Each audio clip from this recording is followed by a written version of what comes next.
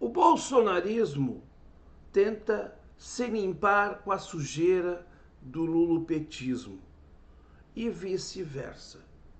Portanto, quando a gente vê o petista tentando relativizar os desvios de Lula com os desvios de Bolsonaro, a gente começa a perceber o porquê que nós estamos no fundo do poço. O Brasil não tem somente uma crise econômica, uma crise social, uma crise em sentidos bem sólidos que estão representados, estão aí expressados no desemprego, na desilusão com as coisas. É, na verdade, uma crise de fundo moral. E quando eu falo em moral, eu estou falando em princípios sólidos, em que a gente não precisa ficar falando que tem moral. A gente mostra que tem moral com as nossas ações. E nem Bolsonaro nem Lula, e muito menos os seus defensores, possuem moralidade. Eles têm moralismo. O moralismo que é aquele discurso barato, fedorento, que gosta de botar o dedo na cara do outro, mas se ofende quando suas contradições são expostas, porque é muito fácil desconstruir o discurso maniqueísta e raso de um bolsonarista ou de um petista fanático.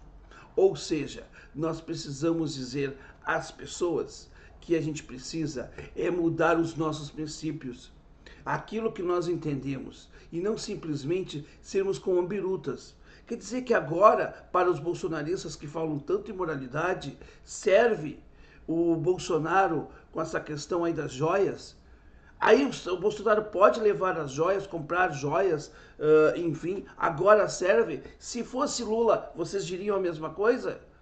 E também agora para os lulistas, isso serve então, o episódio último agora do Bolsonaro, isso serve para apaziguar, para diminuir os danos causados à Petrobras? Claro que não. Porque, na verdade, roubo, corrupção, sem vergonhice, desvio, o desvio pode ser para 5 centavos, 5 reais, 50 reais, 500 reais, 5 milhões, 5 bilhões ou 5 trilhões. Tudo é desvio, tudo é roubo. E se você relativiza, se você passa pano usando do outro, porque o outro é que não dá mau exemplo e você dá um exemplo menos pior, então você não é nem pessoa de bem, principalmente para os bolsonaristas isso serve muito, nem você é uma pessoa progressista como você que se diz petista. Sabe por quê? Porque o princípio de ser progressista é exatamente ser alguém oxigenado nas suas ideias e buscar a verdade dos fatos no sentido de ampliar as nossas perspectivas e não simplesmente ficarmos embotados de preconceitos, de chavões e de um discurso vazio que não politiza ninguém, pelo contrário. E é isso que eu vejo nos petistas que adoram apontar o dedo para o bolsonarista e os bolsonaristas, por sua vez, adoram fazer isto.